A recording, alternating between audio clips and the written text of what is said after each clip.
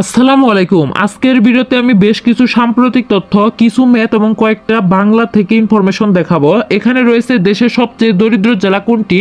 মাদারীপুর। তারপর দেশের সবচেয়ে দরিদ্র উপজেলা কোনটি? ডাসার। এটা কিন্তু মাদারীপুর জেলার আন্ডারে ডাসার উপজেলা। তারপর রয়েছে দেশের সবচেয়ে দরিদ্র বিভাগ কোনটি? এটা হচ্ছে বরিশাল। তারপর এখানে রয়েছে নাফিসা আহমেদ এটা পেড বেসের স্টুডেন্ট, আমাদেরকে বেশ কিছু কোশ্চেন সলভ করার জন্য দিয়েছিল, কিন্তু ভিডিওটা দিতে দিতে অনেক লেট হয়ে গেল, অনেক দিন আগেকার এগুলো। এখানে 1 নম্বর প্রশ্ন হচ্ছে 144 কোন সংখ্যার 40% কত? এটা যদি সলভ করতে চাও তাহলে কোন সংখ্যা বলেছে, এখানে সংখ্যাটা আমাদের x ধরে নিতে হবে। সংখ্যার বলেছে তার মানে এর মানে গুণ দিবা, তারপরে 40% মানে 40/100 দিবা, তারপর হচ্ছে সমান দিয়ে 144 দিবা।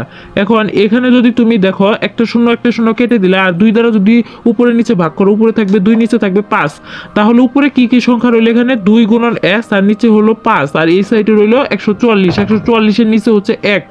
এখন আমরা যদি আর গুণন করি তাহলে কত হবে? 2 গুণন x আর এখানে হবে 144 গুণন 5।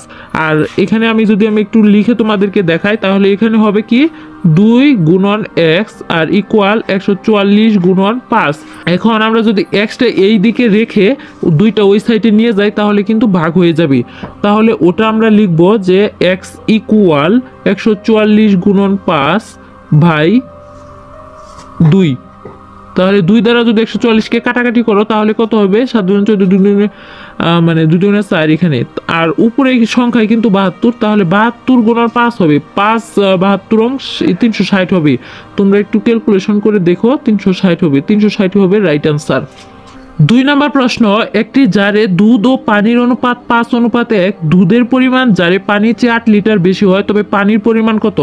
এখন যে ট্রিকটা দেখাবো এটা হচ্ছে এই অঙ্কের জন্য শুধু।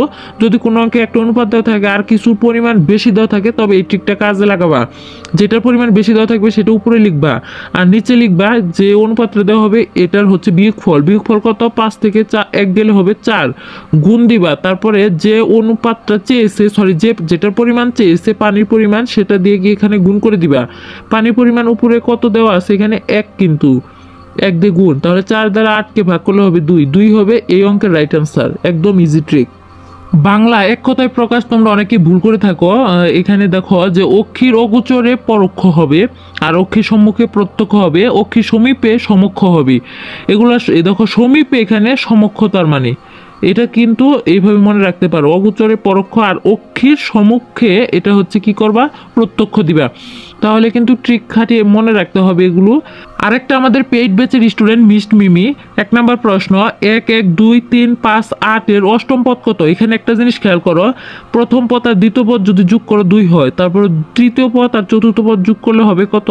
5 হবে। এখানে এরকম করে যদি তোমরা দেখো তাহলে সেটা কিন্তু বুঝতে পারতেছো যে আগের পদ আর পরের পদ যোগ করতে হবে।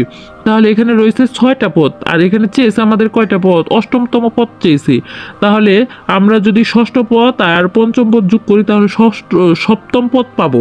তাহলে 5 আর 8 যোগ করলে হবে 13, তারপর 13 আর 8 যদি আমরা যোগ করি তাহলে হবে 21, আর 21টাই কিন্তু হচ্ছে কত? অষ্টম পদ। রাইট আনসার কিন্তু এটাই।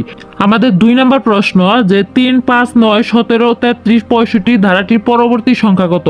এই ধারাটা তোমরা যদি ভালোভাবে খেয়াল করো, দেখো দ্বিতীয় পদ থেকে প্রথম পদ বিয়োগ করলে হবে 2, তারপর 9 থেকে 5 বিয়োগ করলে হবে 4, তারপরে দেখো 17 থেকে 9 গেলে হবে এখানে 8, এরকম করে হচ্ছে, তারপরে হবে 16, তারপরে হচ্ছে 32। এখন একটা জিনিস খেয়াল করো, 2 এর ডাবল 4, 4 এর ডাবল 8, 8 এর ডাবল 16 হয়েছে। কিভাবে লিখছে ধারাটা দেখো তাহলে, 4 এর সাথে 5 যোগ করছি, তার মানে এইভাবে, আবার 9 এর সাথে 8 যোগ করছি, 17 এর সাথে কত? 16 যোগ করছি, এইভাবে 33 এর সাথে 32 যোগ করছি। তাহলে 32 এর পরের সংখ্যাটা আমরা কত বের করে ফেলবো? ডাবল, তার মানে 64। তাহলে 64 সাথে যদি 65 যোগ করো তাহলেই কিন্তু পরের সংখ্যাটা বেরিয়ে আসবে। তাহলে রাইট আনসার কিন্তু হবে 129। কিভাবে? 64 আর 65 যোগ করে লিখলাম। নার্সিং ভর্তি পরীক্ষায় সর্বোচ্চ কমনের নিশ্চয়তায় পড়তে পারো আমাদের হ্যান্ডরাইটিং কপির পিডিএফ ফাইলটি। এটা পড়তে পারলে 80% প্লাস কমন পাবে ইনশাল্লাহ। এটা এমসিকিউ আকারে তৈরি, এটা ফি হচ্ছে 550 টাকা, আর এটা কিন্তু কুরিয়ার করা হয় না, এটা তোমরা মাথায় রাখবে। আর নিজের প্রস্তুতিকে যাচাই করতে হলে টপিক ভিত্তিক এক্সাম দিতে পারো, এটার ফি হচ্ছে 300 টাকা। এই ব্যাচগুলোতে অ্যাডমিট হতে চাইলে যোগাযোগ করো, এই নাম্বারে কি করবে? হোয়াটসঅ্যাপে মেসেজ করবে অনলি, এই নাম্বারে কল করে বিস্তারিত জেনে নিতে পারো। নার্সিং ভর্তি পরীক্ষায় কিন্তু প্রতিটা সিটের জন্য 30 থেকে 40 জন স্টুডেন্ট লড়বে। সো সেক্ষেত্রে এখানে টিকে থাকা সো টাফ। সো তুমি যদি তোমার একটা সিট কনফার্ম করতে চাও, তাহলে আমি বলবো যে আমাদের ব্যাচগুলোতে অ্যাডমিট হয়ে যাও। এখন থেকে এখনও যে সময় আছে এই সময়টা ভালো করে পড়ো, তাহলে কিন্তু অবশ্যই তোমার চান্স হবেই হবে। একটা গাইডলাইনের ভিতরে থাকার একটা সুবিধা আমি বলি, যে একটা গাইডলাইনের ভিতরে থাকলে তুমি কিন্তু সেখানে অলসতা বলে কোনো জিনিস থাকবে না। কারণ আমরা যে পিডিএফ ফাইলগুলো দিয়ে দিই সেগুলোর আন্ডারে কিন্তু আমরা পরীক্ষা নিয়ে থাকি। পরীক্ষাগুলো দিলে কিন্তু তোমার অটোমেটিক পিডিএফ ফাইলগুলো শেষ হয়ে যাচ্ছে, তোমার একটা প্রতিযোগিতার মতো হচ্ছে এখানে। আর তুমি যদি পিডিএফ ফাইলগুলো নিয়েই থাকো, তাহলে কিন্তু অবশ্যই আমি বলবো এক্সাম বেস অ্যাডমিট হয়ে যাও দ্রুততার সাথে। আরও রয়েছে আপডেট তথ্য, D8 এর সদস্য সংখ্যা হচ্ছে 9টি। তারপর হচ্ছে ব্রিক্স এর সদস্য সংখ্যা হচ্ছে 10টি, এনডিবি এর ব্যাংকের সদস্য হচ্ছে 10টি, এসইউ এর সদস্য সংখ্যা হচ্ছে 11টি। এগুলো কিন্তু অবশ্যই তুমি স্ক্রিনশট বা অথবা খাতায় নোট করে রেখে দিবে, কারণ এগুলো তো সাম্প্রতিক তথ্য, এগুলো তোমাকে অবশ্যই পড়তেই হবে, অনেকদিন পর কিন্তু এগুলো মনে থাকবে না। এই ভিডিওর কুইজ প্রশ্ন 3, 5, 8, 13, 21 এই সিরিজটিতে পরের সংখ্যাটি কত, এটার রাইট আনসার তোমরা কমেন্ট বক্সে আমাকে জানিয়ে যাবে। সো ভালো থাকো, সুস্থ থাকো, আল্লাহ হাফেজ।